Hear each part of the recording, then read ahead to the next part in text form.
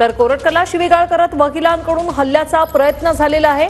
कोल्हापूर जिल्हा न्यायालयातील हा प्रकार आहे। कोल्हापूर जिल्हा न्यायालयातच हा प्रकार घडलेला आहे। कोरटकरला कोर्टातून पोलीस कोठडीत घेऊन जात असताना हा प्रकार घडलेला आहे। कोरटकरला शिवीगाळ करत वकिलांकडून हल्ल्याचा प्रयत्न झालेला आहे। कोर्टातून बाहेर आणताना वकिलांकडून हा हल्ला करण्यात आलेला आहे। ही दृश्य आपण पाहतोय कोल्हापूर जिल्हा न्यायालयातली। कोर्टातून बाहेर आणताना वकिलांकडून कोरटकरवर हल्ला करण्यात आलेला आहे। हा प्रयत्न झालेला आहे, मात्र वेळीच पोलिसांनी थांबवलेला आहे। हल्ला करणाऱ्या या वकिलाला पोलिसांनी सध्या ताब्यात घेतलेला आहे। कोरटकरला कोर्टातून बाहेर आणलं जात होतं आणि त्यावेळी वकिलांकडून कोरटकरवर शिवीगाळ करत हल्ला करण्यात आलेला आहे।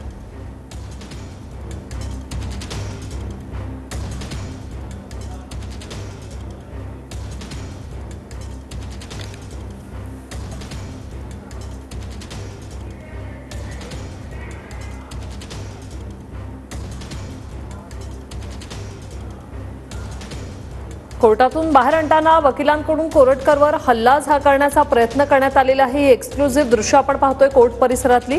कोरटकरला शिवीगाळ करत वकिलाने हल्ल्याचा प्रयत्न केलेला आहे। ज्या वकिलाने हल्ला केला त्या वकिलाला सध्या पोलिसांनी ताब्यात घेतलेला आहे। कोर्टात सुनावणी होती। ही सुनावणी संपल्यानंतर कोरटकरला आता पोलीस कोठडीत पुन्हा नेण्यात येत होतं, त्यावेळी वकिलाकडून हा प्रकार घडलाय। आज न्यायालयात हजर केल्यानंतर दुपारी 12 वाजता त्यांना न्यायाधीशासमोर हजर केल्यानंतर त्यांना 2 दिवसाची पीसी मिळाली। कोर्टामधून बाहेर काढत असतानाच काही वकिलांनी प्रशांत कोरटकर यांच्यावर पायतानाचा प्रसाद, कोल्हापुराचा पायतानाचा प्रसाद देण्याचा हल्ल्याचा प्रयत्न केला। त्यामुळे काही काळ तणाव वातावरण केलं होतं। पण आपण जर बघितलं तर प्रशांत कोरटकर यांना पुन्हा न्यायालयाने ह्याच्या अगोदर 3 दिवस पीसी दिली होती, पुन्हा आज 2 दिवस न्यायालयाने पीसी दिली आहे। कोर्टामधून बाहेर काढत असताना त्यांना काही वकिलांनी त्यांना पायतान मारण्याचा प्रयत्न केला। त्याला पोलिसांचा बंदोबस्त पण तो मोठा ठरला। आपण जर बघितलं तर त्यांना राजाराम पोलीस ठाण्यात आता आणलेलं आहे। त्यांना कोणत्या अनिश्चित प्रकार घडू नये यासाठी मोठा पोलीस बंदोबस्त तैनात करण्यात आला आहे। जर एका बाजूला जर बघितलं तर प्रशांत कोरटकर यांनी गेल्या महिनाभरामध्ये कुठे कुठे फिरलेत, कोणाची गाडी वापरलेली आहे, कुठली गाडी वापरलेली आहे, याला कोण कोण साथ केलंय, कोणी पैसे दिले आहेत, याचा तपासासाठी पोलिसांनी 5 दिवस पीसी मिळाले, पण न्यायालयाने त्यांना 2 दिवस पीसी दिले। पुन्हा 2 दिवस पीसी संपल्यानंतर पुन्हा न्यायालयात हजर करणार आहे। त्यामुळं प्रशांत कोरटकर यांनी गेल्या महिनाभरामध्ये कुठे गेले, काय गेले, कसे गेले याचा तपास सध्या पोलीस करत आहेत। कोल्हापूर पोलिसांनी सकाळी आज न्यायालयात हजर करायचं म्हणजे कोणते अनुचित प्रकार घडू नये यासाठी पोलिसांनी न्यायालयाबाहेर मोठा पोलीस बंदोबस्त तैनात करण्यात होता। आणि याच ठिकाणी प्रशांत कोरटकरची जी आहे ती सुनावणी जी आहे ती जवळपास पाऊण तास चालली आणि त्यानंतर आरोपी प्रशांत कोरटकरला जे आहे ते या ठिकाणी कोर्टातून पोलीस स्टेशनच्या दिशेने नेत असताना कोर्टाच्या आवारातच मागील बाजूला खरं तर ज्या ठिकाणी कोणालाही येण्यास मज्जाव करण्यात आलेला होता त्या ठिकाणी या ठिकाणी एका भोसले नामक वकिलाने जो आहे तो या ठिकाणी प्रशांत कोरटकरवरती जो आहे त्या ठिकाणी हल्ला करण्याचा प्रयत्न केलेला आपल्याला पाहायला मिळालं। खरं तर पशा हरामखोर छत्रपती शिवरायांचा अपमान करतोस का अशा पद्धतीची घोषणा देत या ठिकाणी त्याच्यावर चालून जाण्याचा प्रयत्न जो आहे तो या वकिलांकडून करण्यात आल्याचा प्रयत्न पाहायला मिळाला। मात्र पोलिसांनी सतर्कता दाखवत या ठिकाणी या आरोपी वकील जे आहेत ज्यांनी या हल्ल्याचा प्रयत्न केला या वकिलाला जो आहे तो या ठिकाणी 4 ते 5 पोलिसांनी ताब्यात घेतलं आणि या ठिकाणी त्यांना देखील अटक करण्यात आलेली आहे। ताब्यात घेऊन या ठिकाणी त्या संबंधित वकिलाला देखील या ठिकाणी पोलीस स्टेशनला नेण्यात आलेला आहे। भोसले असं या वकिलांचं नाव आहे। आपण पाहतो खरं तर प्रशांत कोरटकर वरती या ठिकाणी कोल्हापूर सत्र न्यायालयामध्ये सुनावणी सुरू होती। त्याला 2 दिवसांची पोलीस कोठडी जी आहे ती पुन्हा एकदा सुनावण्यात आलेली आहे। यापूर्वी 3 दिवसांची पोलीस कोठडी दिली होती, ती पोलीस कोठडी आज संपते आणि त्यानंतर मात्र आता आणखी 2 दिवसांची पोलीस कोठडी जी आहे ती या ठिकाणी कोल्हापूर सत्र न्यायालयाने सुनावलेली आहे। त्यानंतर त्याला पोलीस स्टेशनला घेऊन जात असताना कोर्टाच्या मागच्या बाजूलाच या ठिकाणी हा सर्व प्रकार जो आहे तो घडलेला आहे।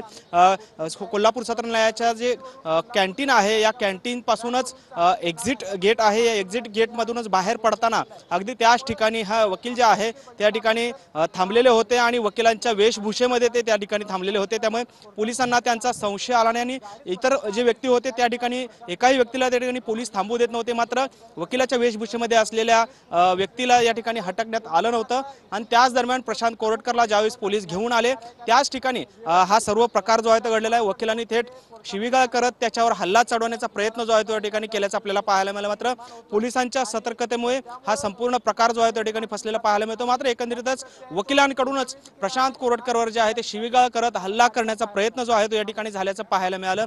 खरं तर प्रशांत कोरटकर यांनी छत्रपती शिवाजी महाराज असतील, संभाजी महाराज असतील यांच्याबद्दल अवमानकारक वक्तव्य जे आहे ते फोनद्वारे केलेलं होतं। जे इतिहास अभ्यासक आहेत इंद्रजित सावंत यांना फोनद्वारे या ठिकाणी शिवरायांबाबत जे आहे ते अपशब्द वापरल्याचा देखील दावा जो आहे तो इंद्रजित सावंत यांनी केलेला होता। त्या संबंधातली ऑडिओ क्लिप देखील त्यांनी फेसबुकवरती पोस्ट केलेली होती। त्यानंतर हा सर्व प्रकार जो आहे तो मोठ्या प्रमाणात महाराष्ट्रातून या ठिकाणी प्रशांत कोरटकरच्या विरोधात संताप व्यक्त होत असल्याचं आपल्याला पाहायला मिळालेलं होतं।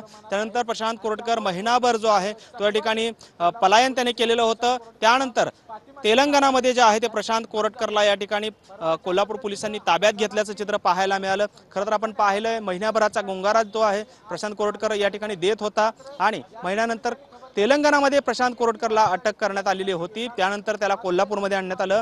खरं तर 3 दिवसांपूर्वीच त्याला कोल्हापूर सत्र न्यायालयाने जे आहे त्या ठिकाणी 3 दिवसांची पोलीस कोठडी सुनावलेली होती। त्यानंतर आज पुन्हा एकदा सुनावणी झाली आणि त्याला 2 दिवसांची वाढीव पोलीस कोठडी जी आहे ती या ठिकाणी देण्यात आलेली आपल्याला पाहायला मिळाली होती। खरं तर या सुनावणीनंतरच प्रशांत कोरटकरला जे आहे ते पोलीस स्टेशनला घेऊन जात होते आणि पोलीस स्टेशनला घेऊन जात असतानाच हा सर्व प्रकार जो आहे तो या ठिकाणी घडलेला आपल्याला पाहायला मिळतो। खरं तर अतिशय चोख व्यवस्था जी आहे ती पोलिसांकडून ठेवण्यात आलेली होती। चोख बंदोबस्त जो आहे तो ठेवण्यात आलेला होता। आपण पाहिलं की खरं तर सकाळच्या सत्रामध्ये देखील सकाळी 8 वाजताच म्हणजे कोर्ट उघडण्याच्या आधीच प्रशांत कोरटकरला जे आहे ते या ठिकाणी कोल्हापूर जिल्हा व सत्र न्यायालयामध्ये आणून ठेवण्यात आलेलं होतं। कारण मागील वेळी ज्या पद्धतीनं आंदोलनं झाली होती, चप्पल मारण्याचा प्रयत्न झाला, चिल्लर फेकण्याचा प्रयत्न झाला, त्यानंतर खबरदारीचा उपाय म्हणून या ठिकाणी कोल्हापूर पोलिसांकडून खरं तर सकाळी 8 वाजताच प्रशांत कोरटकरला जे आहे ते या ठिकाणी कोर्टामध्ये आणण्यात आलेलं होतं आणि एका रूममध्ये त्याला बसवलेलं होतं। खरं तर त्यानंतर सुनावणी जी आहे ती सुरू झाली प्रत्यक्षपणे आणि जवळपास पाऊण तासाची सुनावणी जी आहे ती या ठिकाणी झाली। आरोप प्रत्यारोप युक्तिवाद जो आहे तो दोन्ही वकिलांच्या बाजूने झाल्याचं पाहायला मिळालं। त्यानंतर प्रशांत कोरटकरला 2 दिवसांची पोलीस कोठडी सुनावली आणि हे पोलीस कोठडी सुनावल्यानंतर त्याला पोलीस स्टेशनला घेऊन जात असतानाच कोर्ट